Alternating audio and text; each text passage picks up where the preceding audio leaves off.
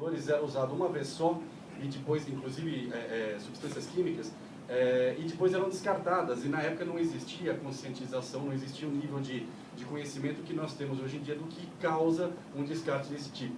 Esse cidadão optou por criar uma empresa em paralelo ao sistema que ele estava produzindo já de computação, para captar essas substâncias e determinar que outros setores da indústria, não só necessariamente voltadas para a produção de computadores, mas também em outras áreas, que pudessem reutilizar aquele material. E aí, então, ele criou uma empresa chamada Zero Waste, né, descarte ou desperdício zero, que começou, a partir dali, a desenvolver uma política de reaproveitamento, tanto de material, quanto de substâncias, quanto também de tempo e de mão de obra. Isso aqui é um conceito interessante, porque a ideia de descarte ela não está ligada necessariamente só ao material, ela também está ligada ao tempo que é despendido para o desempenho de uma determinada tarefa e também a qualquer elemento que compõe a produção, elemento que esteja ligado a um processo, a um serviço, e assim por diante. Então o descarte ele é visto, ou o desperdício, ele é visto como um indicador de ineficiência.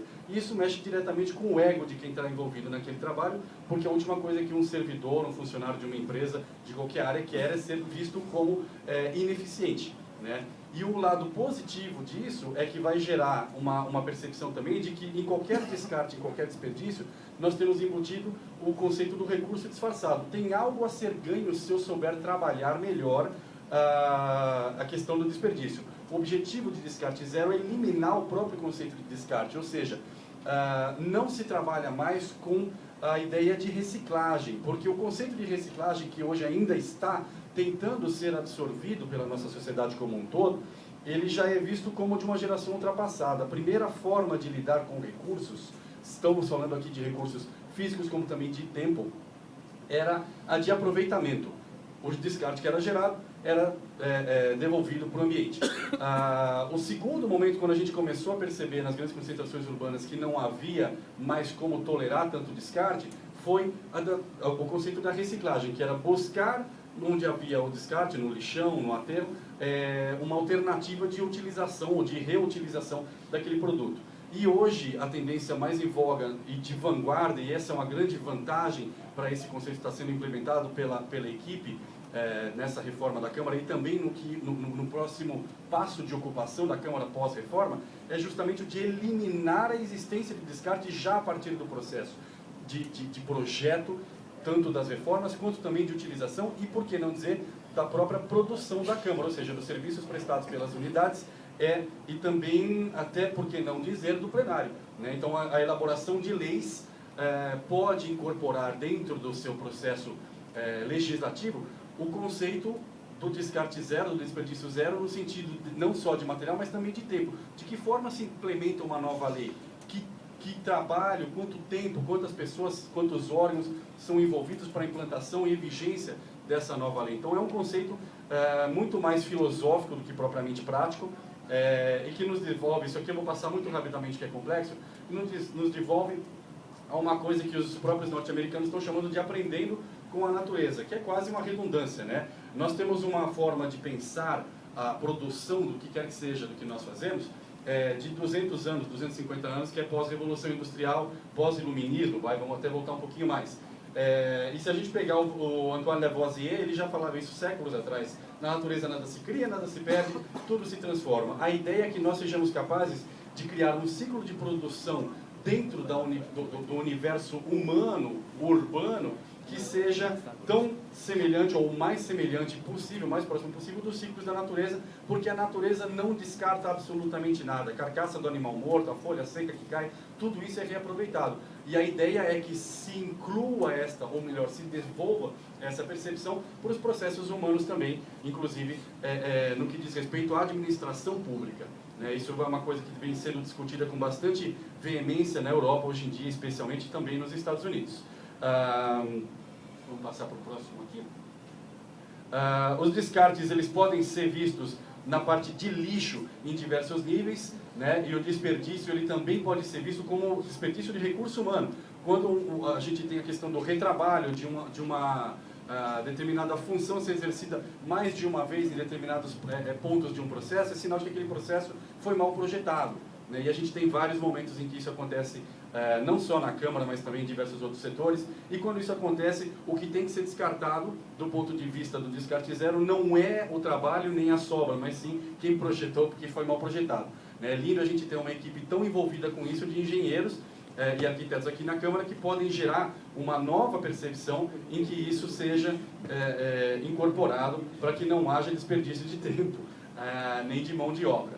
A definição de descarte zero, como eu falei para vocês, é de terceira geração no lidar com o que é matéria-prima. Por definição, portanto, ele é antagônico à reciclagem. A reciclagem, o reuso é o aproveitamento do descarte, e o descarte zero é a não produção de descarte algum, de forma alguma. Descarte, dentro do ponto de vista de descarte zero, o desperdício zero, ele gera uma custódia. Não se fala mais em lixo, não se fala mais em sobra, fala-se em produto.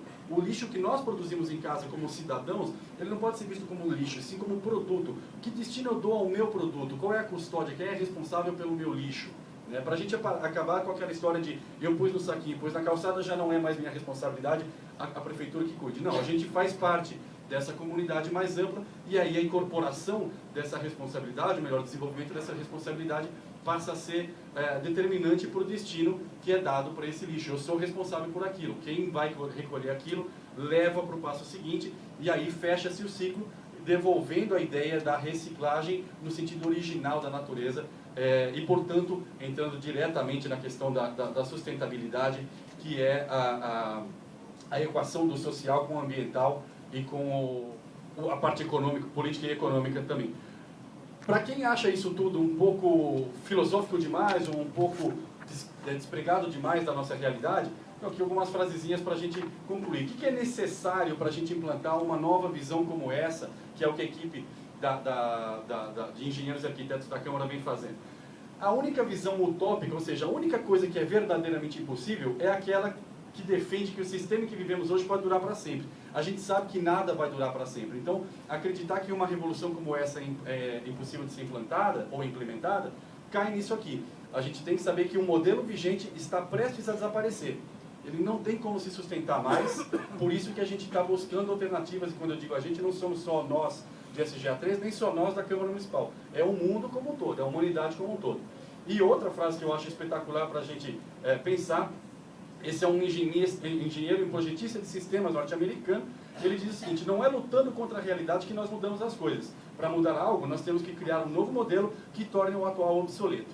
Então, a proposta da Câmara Municipal, hoje, agora, nesse instante, é de criar um modelo tão otimizado de reaproveitamento, ou melhor, de aproveitamento de recursos a partir do projeto, seja ele na parte da reforma, seja na parte administrativa da Câmara, em que a gente torne o modelo atual de tal forma obsoleto que outros órgãos públicos, e por que não dizer até outras entidades fora da administração pública, se vejam compelidos a absorver e a adotar essas ideias de forma a promover essa revolução que é ambiciosa, sim, pode parecer até presunçosa, mas que pode, por outro lado, ser tão transformadora a ponto de fazer da Câmara um marco, mais uma vez, já que ela é o primeiro edifício de São Paulo a ter certificação de acessibilidade, também a gente servir de modelo não só para outras áreas, não só para outros órgãos e não só para outros municípios, como até, por que não dizer, para outras cidades mesmo, em termos de administração.